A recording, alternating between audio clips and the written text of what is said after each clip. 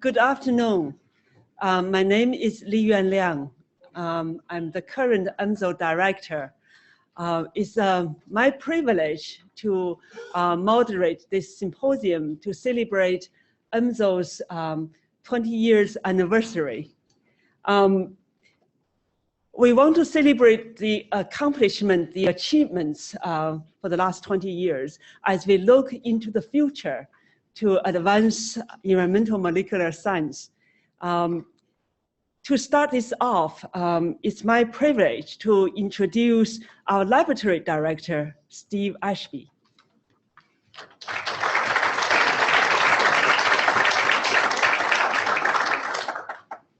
Well, thank you, Li Yuan, and good afternoon and welcome everyone to Pacific Northwest National Lab and most importantly to the William Wiley Environmental Molecular Sciences Laboratory, or EMSL.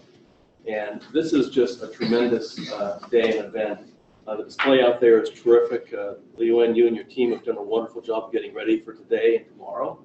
And so I just wanted to take a few moments to welcome you all and thank you for joining us in this celebration.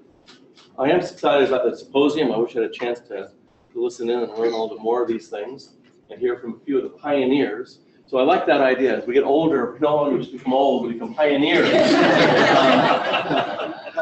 That was very kind and euphemistic of you.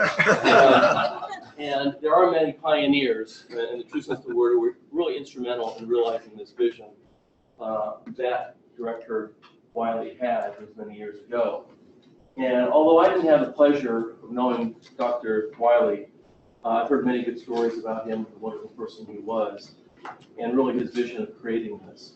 But I do remember my first introduction to EMSL, and in fact I was just reminiscing with Tom Dunning about it, on my first visit to PNNL, when I was still a practicing scientist doing honest work, well before becoming a pioneer of any sort. I was down at Lawrence Livermore and coming up here, and I think it was my very first visit to PNNL. We were doing some collaboration groundwater modeling, and I happened to be seated on the plane that was coming over.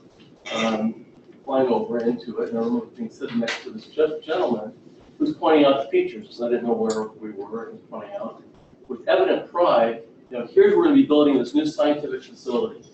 It's called EMSL, and he pronounced it for me and told me what it was, and laid out that, and showed me what this vision would be, and that person was Tom Dunning, and that facility was EMSL. And that was my very first introduction. I happen to remember that. And the thing about it is, besides the vision that Dr. Wiley had, it's really the efforts of Tom and his successors and that team to bring this to fruition. And so through this dedication, through his dedication, his passion, hard work of him and so many others in this room and who couldn't join us today, and a great partnership we've had with the Department of Energy's Office of Biological and Environmental Research, EMSL was created and has flourished for 20 years.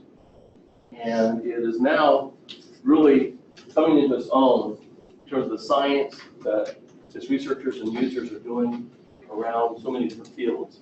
DOE at the time noted that it was, quote, the first Department of Energy user facility built around a problem, contamination of the environment, end quote. And while it's still deeply rooted in environmental science challenges, EMSL scientists and users today are working to understand complex molecular systems in a variety of areas in energy, biology, and the environment.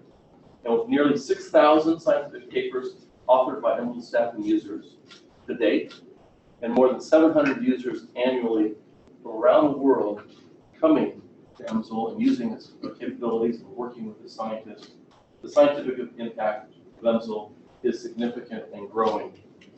Today you're going to hear and see some of the examples the notable contributions from the last 20 years and celebrate the many individuals, including many in this room today, who are instrumental to its past, present, and most important to its future. And so now I have the pleasure of introducing Dr. Allison Campbell, Associate Lab Director for Earth and Biological Sciences.